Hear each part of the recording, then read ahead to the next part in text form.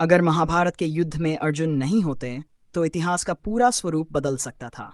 महाभारत केवल एक पारिवारिक युद्ध नहीं था, बल्कि यह धर्म और अधर्म, न्याय और अन्याय, सत्य और असत्य के बीच का सबसे बड़ा संघर्ष था। अर्जुन इस संघर्ष के केंद्र में खड़े थे।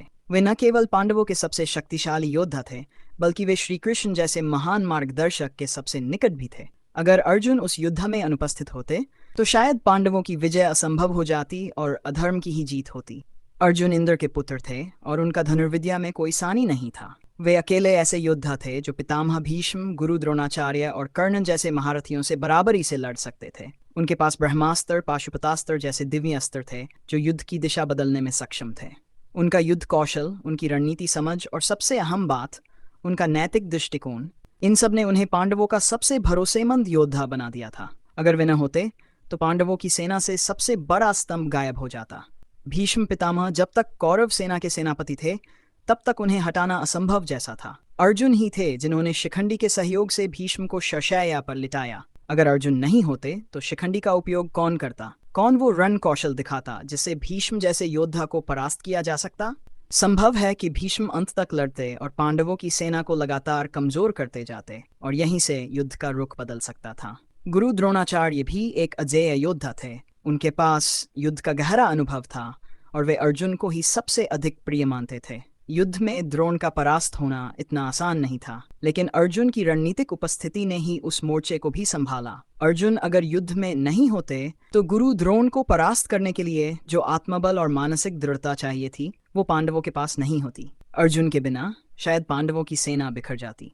अब बात करते हैं कर्ण की, जो अर्जुन के सबसे बड़े प्रतिद्वंदी थे। अर्जुन और कर्ण की प्रतिद्वंद्विता महाभारत का सबसे रोमांचक और भावनात्मक पक्ष थी।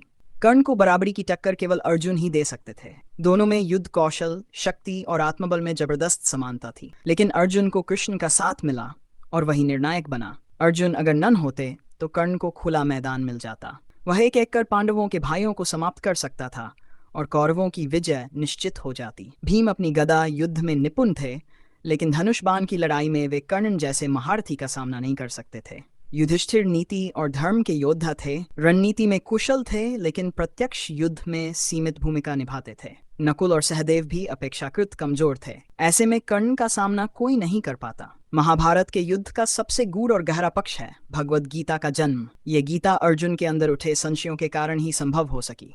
जब अर्जुन ने अपने ही संबंधियों, गुरुओं और मित्रों के विरुद्ध युद्ध करने से इनकार किया, तब श्री कृष्ण ने उन्हें गीता का उपदेश दिया।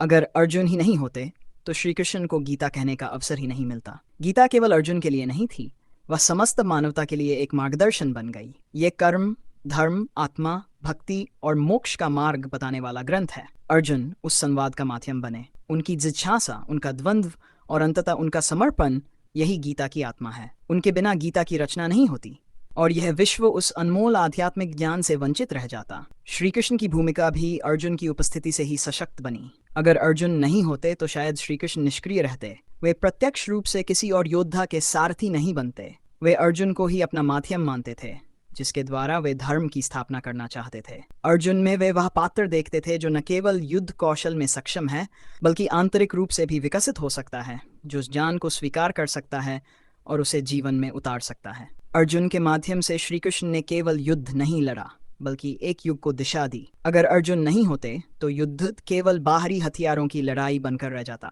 कोई नैतिक द्वंद्व नहीं होता, कोई आध्यात्मिक संवाद नहीं होता। ये युद्ध केवल एक सत्ता संघर्ष रह जाता, जिसमें शायद शक्ति का इस्तेमाल अधिक होता, लेकिन ज्ञान और आत्मचिंतन की जगह नहीं होती। और जब युद्ध केवल बाहरी होता है तो उसमें मानवता हार जाती है। इतिहास इस बात का साक्षी है कि पांडवों की जीत केवल हथियारों से नहीं हुई, बल्कि धर्म, नीति और संकल्प से हुई। अर्जुन इस संकल्प के प्रतीक थे। वे केवल युद्ध करने वाले सैनिक नहीं थे, वे उस धर्मयुद्ध के सबसे महत्वपूर्ण पात्र थे, जिसने युगों तक मानवता को जीवन का मार्ग दिखाया। अगर वे युद्ध में न होते तो संभव है कि धर्म की हार होती, अधर्म की विजय होती और कौरवों का क्रूर शासन आगे चलता। पांडवों का वनवास व्यर्थ हो जाता, द्रौपदी के अपमान का कोई प्रतिशोध न होता और कौरवों का अन्याय अजेय बन जाता। इसलिए ये कल्पना करना कि महाभारत का युद्ध अर्जुन के बिना भी वैसा ही होता, एक भ्रम है। वे केवल एक योद्धा नहीं, बल्कि एक सेतु थे धर्म और मानवता के बीच। उन्होंने युद्ध किया, लेकिन साथ ही युद्ध के अर्थ को भी समझा।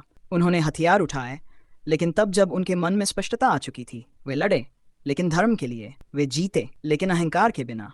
अर्जुन की अनुपस्थिति न केवल पांडवों की पराजय लाती, बल्कि ये गीता, श्री कृष्ण के उपदेश और धर्म के संदेश को भी दुनिया से छीन लेती। इसलिए जब हम महाभारत को देखते हैं तो ये कहना उचित होगा कि अर्जुन की उपस्थिति उस युद्ध का केंद्र थी। उनके बिना महाभारत एक अधूरी गाथा रह जाती और हम सभी एक गहरे आध्यात्मिक संदेश से वंचित रह जाते।